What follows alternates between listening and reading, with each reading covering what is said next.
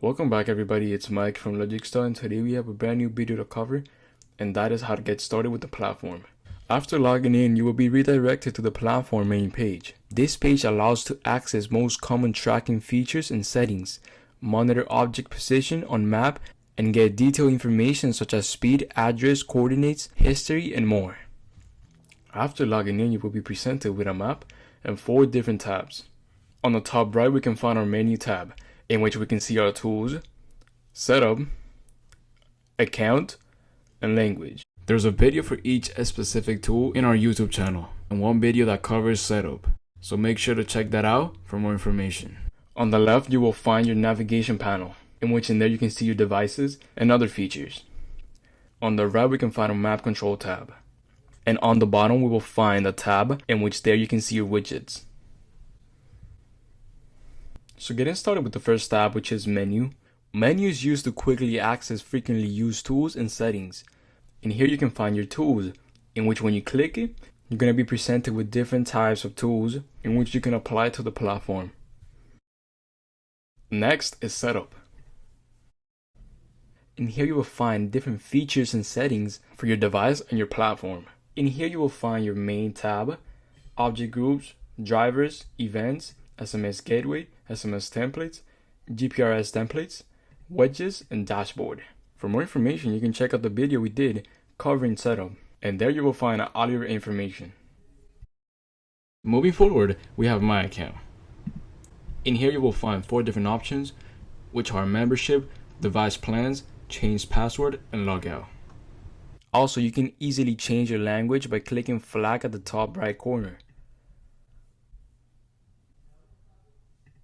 Moving to the navigation panel, the first thing that is going to be presented to you is the Objects tab. Here you will view all your devices as well as manage them. Below Objects, you will find a Search tab, in which here you can find the devices by the name. Next to Search, you will find a button which will present all your devices in one page. By clicking it, it will drag you to a page showing you all your devices and status, as well as last connection and position. Next to that is the Add Device tab. Clicking this button will bring out a menu, which will give you 6 different options for your new device, and which includes the name, the icon, as well as some advanced settings, like the group, plate number, registration number, device model, and more. Going to accuracy, here you will input the settings that you like. So if you want the moving speed to be 5 miles per hour, you may put that. If you want it to be 2, you may also put it, but we recommend putting 6, since putting it below 6 will most likely give you an inaccurate position, as well as minimum fuel difference to detect fuel fillings and to detect fuel depths. Moving forward is tail, in which tail shows you the direction in which the object came from. You can also choose a tail color and the tail length, and this is all for adding a device. After that, you will have a look at your groups, in which will present you with all of the devices that are in that group, as well as the name of the group. Right next to groups, you will find a group expander, in which you can expand or collapse groups. Next to that is an edit button, in which here you can add devices. Right next to the object's name, you will have a visibility checkbox, in which turns on or off object's visibility in the map. So by clicking on the checkbox, we'll turn off that specific device visibility on the map.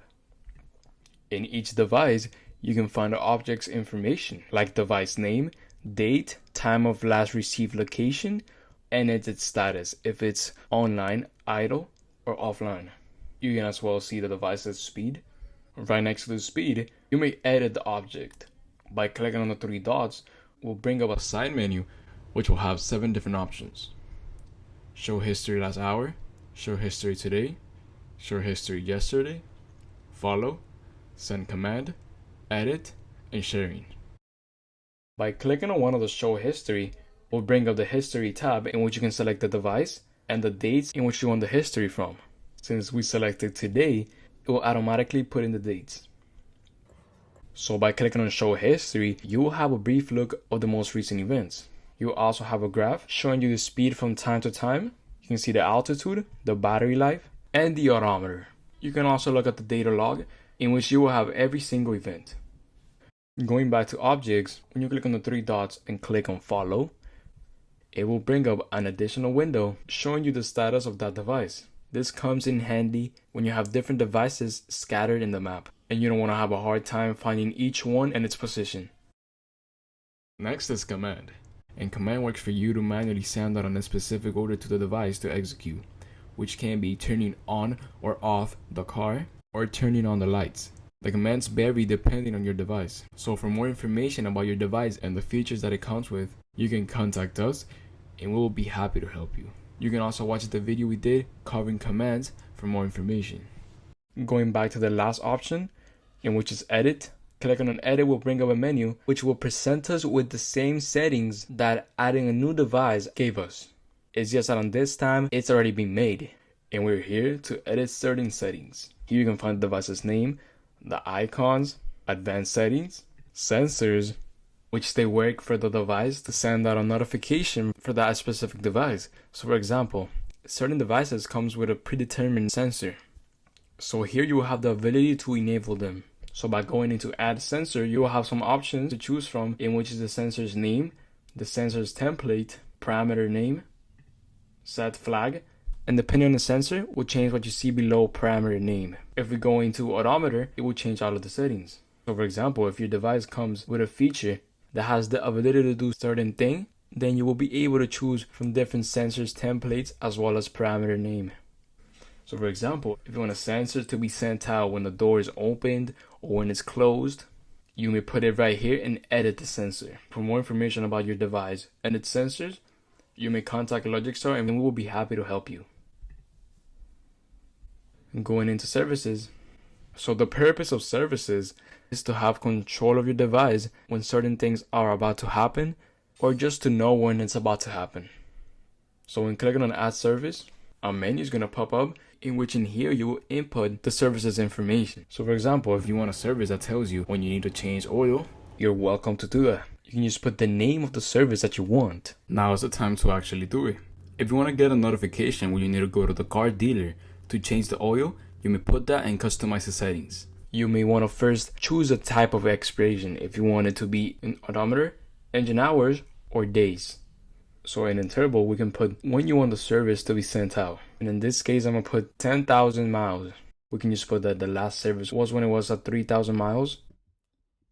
Here, you have the option to choose when you want the service to be sent out. So if you want the service to be sent out when there's 200 miles left, you can just put that. Or you may also put 100 or even 300.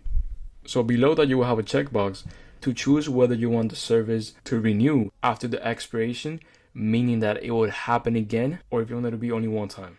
Then you have other additional options, which is current odometer and current engine hours, and then description, in which you can put in whatever description you want.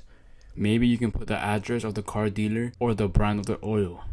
And finally, the email. You're able to put whatever email you want the service to be sent out. So if you put your email, the service is going to be sent out to your email when the service is close to 10,000 and there's 300 miles left. After that is the accuracy, which I explained that in adding the device. And then it's tail, in which we already talked about that. And finally, sharing. The sharing tool is used to create a shareable link to track GPS objects without having the need to log into the web platform. You can share the link with any person and they will be able to see the object without having to log in. For more information, you can watch the video we did covering the sharing tool. Moving forward, you will have the events tab, in which you will see the history of events and alerts. And then it's history, in which I already showed you how to do it. Next is the map controls. Here you will have all these different options to choose from to edit your screen, to edit what you see and you do not see in the map. So the first option is the full screen mode, which hides all the tools and shows only GPS devices in the map. After that, we have change map, in which here you can change the type of map.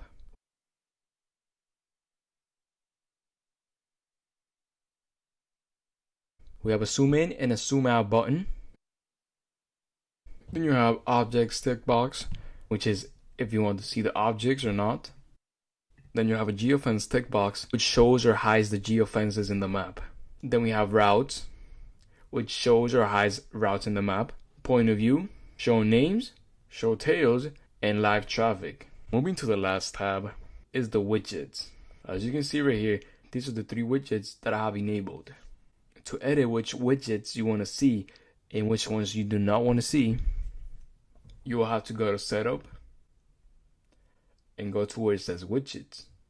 When you first go into widgets, you will see the predetermined widgets, but if you want to change this, you can just deselect the default widgets and you will have the ability to choose which widgets you want to see and which ones you do not. So when you do this, make sure to click save so all of the data is saved. So as you can see, the ones that I have enabled are these. We have my scar, we have the sensor, and the services, in which you can play with the widgets and see which ones you want on your tab. You can have a more visible view of the map by clicking on the little arrow that is on the side of each tab. So by clicking on the arrow, it will turn off the visibility of that tab, giving you a more expanded view, and you can also do that with the bottom one. I really hope that this video helped you getting started with LogicStar. But if you have any more questions, you can email us at support@logicstar.com or you can chat with us at logicstar.com. Have a good one, and I'll catch you later.